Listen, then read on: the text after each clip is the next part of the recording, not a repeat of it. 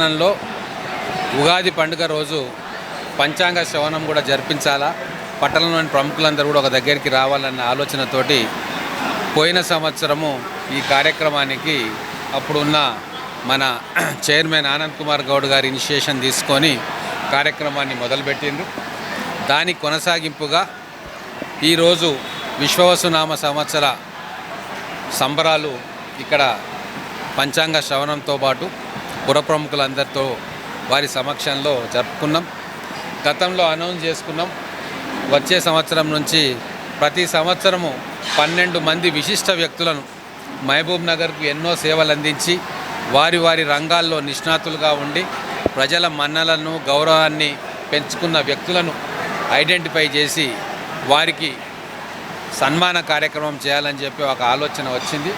దానికి అనుగుణంగానే ఒక కమిటీని ఏర్పాటు చేసి మన కార్పొరేషన్ కమిషనర్ ఆధ్వర్యంలో మూడా చైర్మన్ గారు, మాజీ మున్సిపల్ చైర్మన్ గారు, అలాగే మన ఎన్పి వెంకటేష్ గారు, సిరాజ్ ఖాద్రి గారు అందరూ కలిసి అందరి సంప్రదింపులతో ఒక 12 మందిని మొట్టమొదటిగా మహబూబ్ నగర్లోని విశిష్టమైన వ్యక్తులను ఐడెంటిఫై చేసి వారికి ఈరోజు గౌరవించుకోవడం జరిగింది.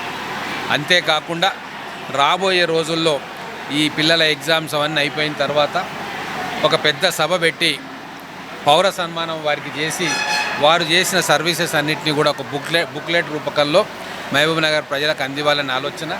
ప్రతి సంవత్సరం కూడా 12 మంది విశిష్ట వ్యక్తులను, మహబూబ్ నగర్ పట్టణానికి సేవలు అందించిన వ్యక్తులను ఎంపిక చేసి వాళ్లకు ఈ పురస్కారం అందజేయాలని చెప్పి కార్పొరేషన్ తరఫున అందజేయాలని చెప్పి ఒక నిర్ణయం జరిగింది. చాలా మంచి ఆలోచనగా దీన్ని ప్రజలు కూడా ప్రశంసిస్తూ ఉన్నారు.